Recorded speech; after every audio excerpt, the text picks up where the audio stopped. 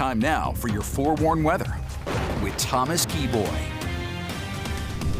And Thomas, while the Californians deal with that situation, we're just hoping we get some precipitation at some point while we deal with these unseasonably warm temperatures too, right? Yeah, and it's been really warm for this time of year. I mean, it's been hard to kind of get into the Christmas spirit, and it really hasn't been feeling like New Year's either. Today, temperatures for the most part were 10 to 15 degrees above where they should be for this time of year. For perspective, the average high today in Salt Lake City, 37. We got to 46 degrees this afternoon.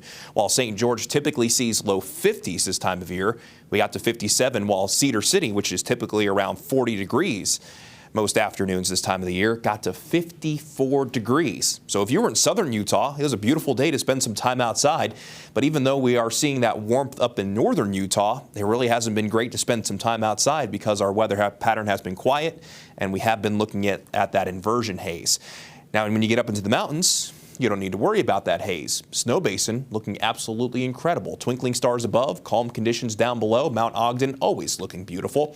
Would like to see a little bit more snow though. Hopefully Mother Nature can comply here relatively soon. We'll try to find some snow in the forecast in just a second.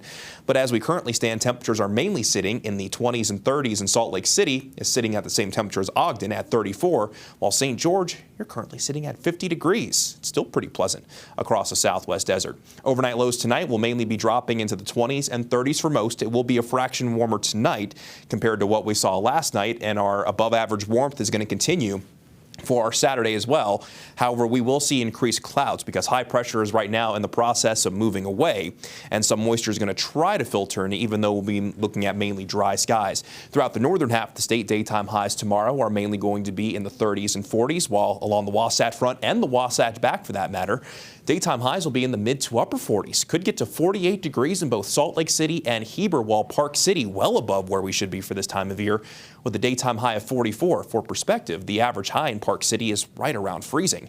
In central Utah, daytime highs will mainly be in the 40s, and then by the time you make your way south of I-70, outside of a few exceptions, we'll see daytime highs in the 40s and 50s, with St. George coming in close to 60 degrees once again, while Beaver tops out at 51, and we'll see a daytime high of 40 degrees in Bryce Canyon. Just will be a little bit chilly tonight if you're going to go check out the Hoodoos first thing tomorrow morning. For your New Year's forecast in Salt Lake City, there will still likely be haze for our New Year's Eve. As we enter a slightly more unsettled pattern, though, there is a chance that we see at least an easing of the haze, with the air quality maybe not as bad once we get into New Year's Eve and New Year's Day.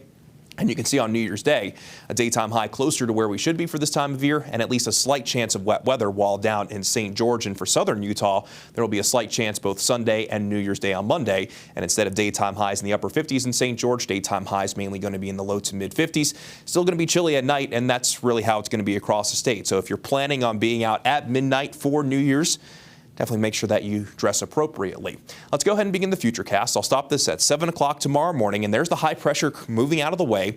And with our winds out of the southwest, some moisture tries to filter in, but I think that we're likely going to stay dry for most spots tomorrow. Maybe a few flurries in the high country and just a stray shower over in the west desert. As we go from Saturday night into Sunday morning, though, a couple of pieces of energy are going to try to find their way into the Beehive State. The first one will move into southwestern Utah. So overnight Saturday into Sunday morning, there will be at least a slight chance we could see a few showers in the southwestern corner of the state. Then another piece of energy will be arriving as we go from Sunday night into Monday, and this will bring us likely a better chance of wet weather first across southwestern Utah. The chance isn't all that high, but of course we'll take anything that we can get at this point, and there is potential that some of that moisture could find its way into the northern half of the state. Again, the chance not all that high. This is definitely one of our more optimistic forecast models, but as we're getting ready to move into 2024, we'll try to be optimistic. So hold on to that slight chance through Monday. By Tuesday, we calm things down, all for what could be a more unsettled pattern once we get into the second half of next week, and you can actually see that wet weather potential increasing by Thursday. And this is the precipitation outlook over the next 6 to 10 days. You can see across the western United States, a good chance we could cash in with above average precipitation.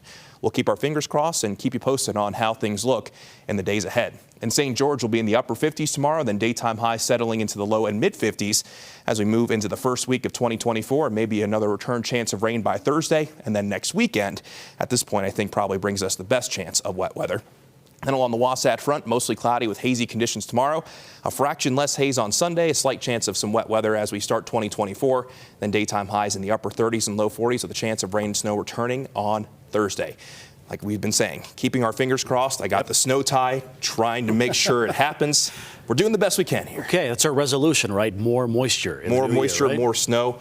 My snowboard needs more fresh powder. Okay, I hear you. You've got